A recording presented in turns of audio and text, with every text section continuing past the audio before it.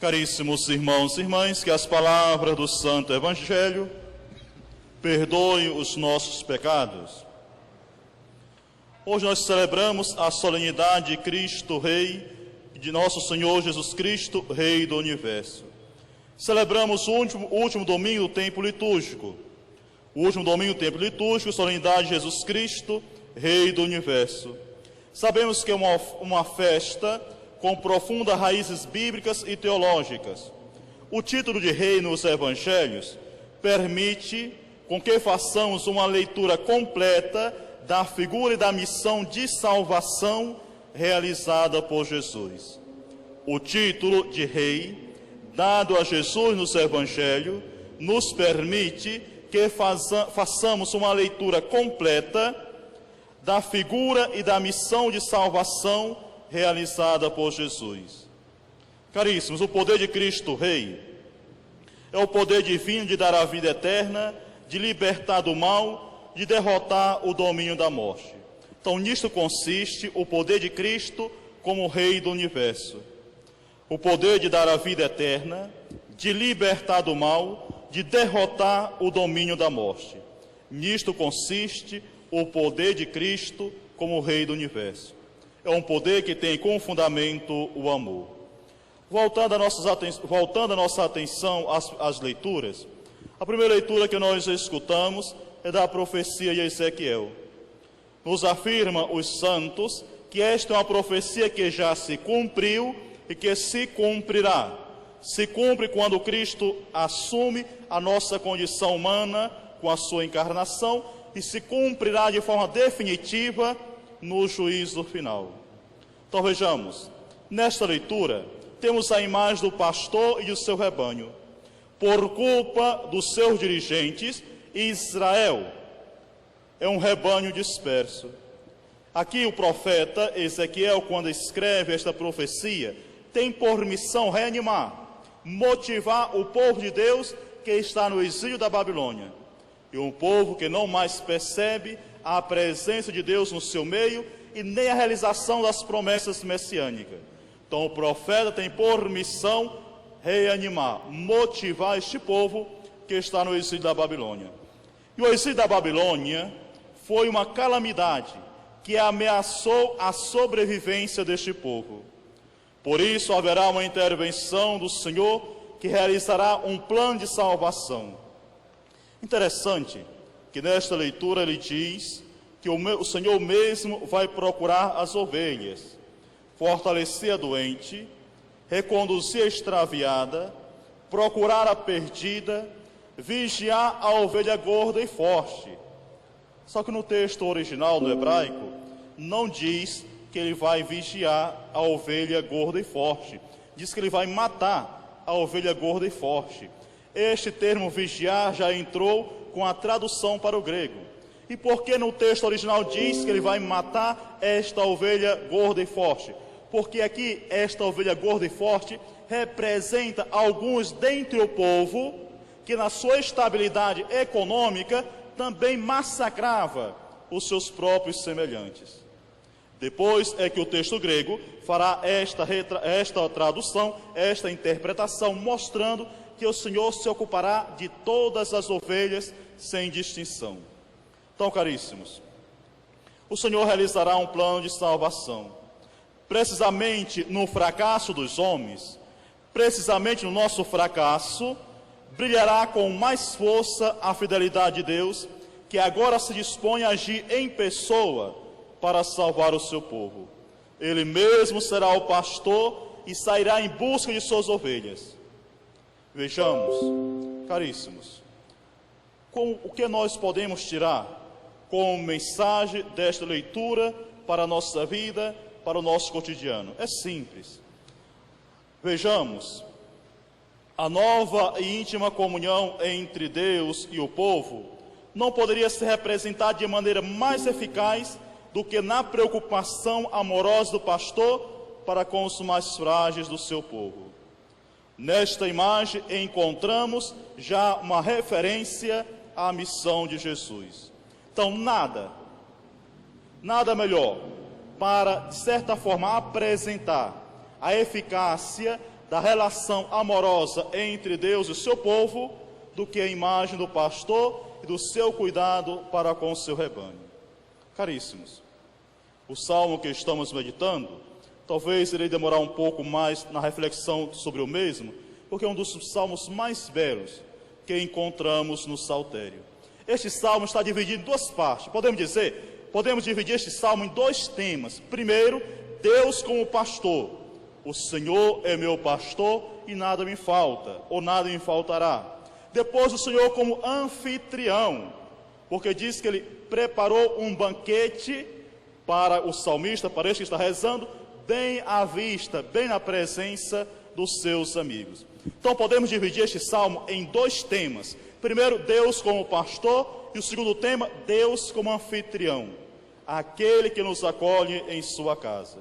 Então este salmo é a pérola do saltério. Poesia e piedade se dão as mãos neste salmo. Sua suavidade e sua espiritualidade são insuperáveis. Vejamos, inumeráveis são os elogios que este pequeno salmo recebeu ao longo de seus 3.000 anos de história. Vejamos, caríssimos, é um texto que tem mais de 3.000 anos de história, mas que não perdeu a sua grandeza e nem a sua atualidade. Quantas vezes, no momento de aflição e de tristeza, o nosso coração não se volta às palavras deste salmo: o Senhor é o meu pastor e nada me faltará. A imortalidade deste salmo vem de seu sentido espiritual e de sua emoção religiosa. A imortalidade deste salmo vem de seu sentido espiritual e sua emoção religiosa. É uma parábola vivida, fruto de uma experiência de Deus que alcança o mais íntimo do nosso ser. Tudo transborda confiança, serenidade e otimismo. Neste salmo, tudo transborda confiança, serenidade e otimismo. Vejamos que ele diz: mesmo que eu passe pelo vale tenebroso, nada temerei, pois estás comigo. O teu cajado, o teu bastão me sustenta. E os santos padres viram neste cajado, nesse bastão, os braços da cruz de Cristo, porque nos momentos de aflição, nos momentos de sofrimento, o que nos sustenta é realmente a cruz de Cristo. Então é um salmo que transborda confiança, serenidade e otimismo. O autor conhece as lutas da vida, as situações de angústia, os inimigos. No entanto, conhece também a Deus, a quem chama de pastor. Caríssimos, nós conhecemos as nossas lutas, as nossas angústias, os nossos inimigos. Mais do que conhecer estas coisas negativas, nós devemos sempre conhecer a Deus como pastor, que nunca irá nos desamparar.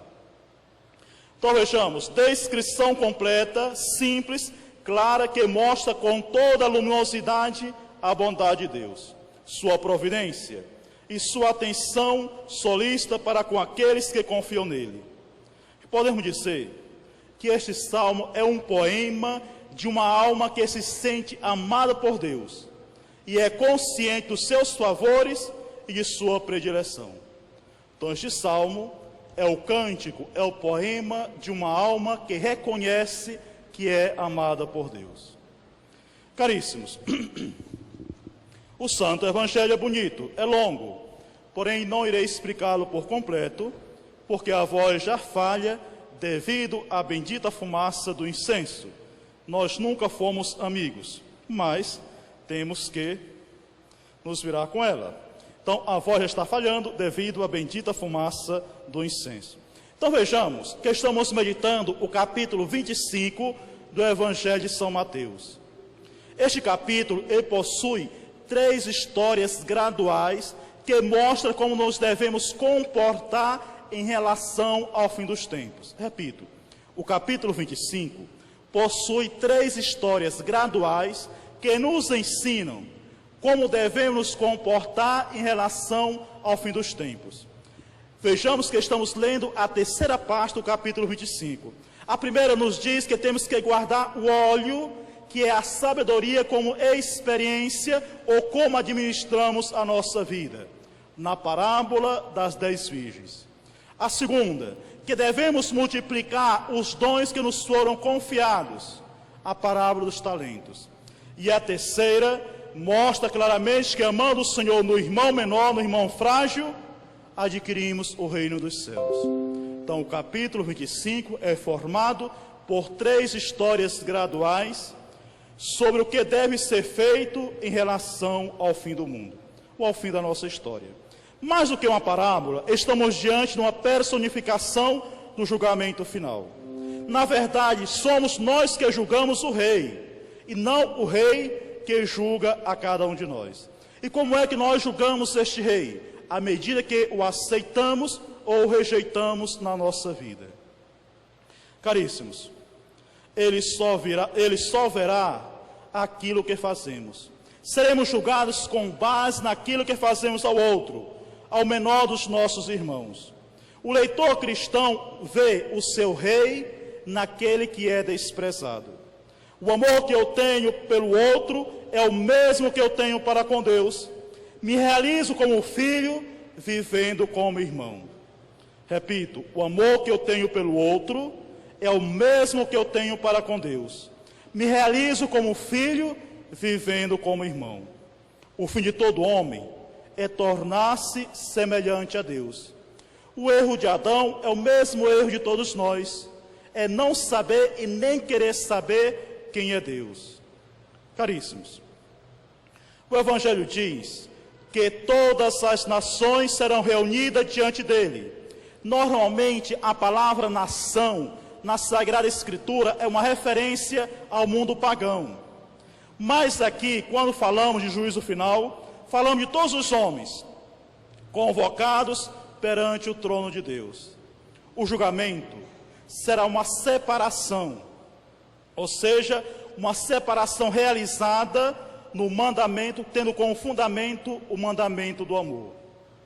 Caríssimos, mas este julgamento pertence a Deus, que é misericordioso, e não a nós. Vejamos que o Evangelho começa apresentando a imagem de Cristo Rei todo glorioso, vindo na sua glória e sentando em seu trono glorioso. Mas de imediato diz que ele fará essa separação, como o pastor separa as ovelhas dos cabritos. Por que Cristo usa estas duas imagens? Ovelhas e cabritos, mão direita, lado direito e lado esquerdo. Vejamos, ovelhas e cabritos, conforme a tradição bíblica, aqui significa justamente estes animais, que são diferentes, mas sempre se encontravam juntos nas pastagens da Palestina. Para dizer que na igreja de Cristo sempre estarão juntos os pecadores e os justos. Por mais que sejam diferentes, sempre andarão juntos. Na tradição bíblica, no lado direito, é que ficavam as pessoas que iam defender alguém em um julgamento. Do lado esquerdo, ficavam aquelas pessoas que iam acusá-lo. É claro que todos sempre iam ter preferência pelo lado direito e não pelo lado esquerdo. Vejamos a sentença do julgamento para os justos e para os pecadores. Para os justos, o Senhor diz: vinde a mim, benditos do meu Pai. Para vós foi preparado o reino dos céus desde o começo do mundo, desde a criação. Para os pecadores diz: afastai-vos de mim, malditos, ide para o fogo eterno, preparado para o diabo e os seus anjos. Caríssimos, para o homem foi preparado o reino dos céus, desde a criação do mundo. O inferno foi preparado somente para o diabo e os seus anjos. Vamos para o inferno à medida em que nós nos afastamos de Deus. E vejamos que esta sentença e condenação, a perdição, é ficar distante de Cristo Jesus. Longe dele, estamos longe até de nós mesmos. Então ele diz: afastai-vos de mim. Vejamos, a perdição é ficar distante de Cristo Jesus. Longe dele, estamos longe de nós mesmos. Existe o fogo eterno para o mal que fizemos ao menor dos nossos irmãos. Por fim, caríssimos, a festa de Cristo Rei, com o Evangelho do juízo final, responde à mais universal das esperanças humanas. Assegura que a injustiça e o mal não terá a sua última palavra, não terão a última palavra. E nos exorta a viver de tal forma que o juízo não será de condenação e sim de salvação. O julgamento não será de condenação e sim de salvação. Cabe a nós saber o que estamos fazendo em relação ao nosso irmão, se é o bem ou se é o mal.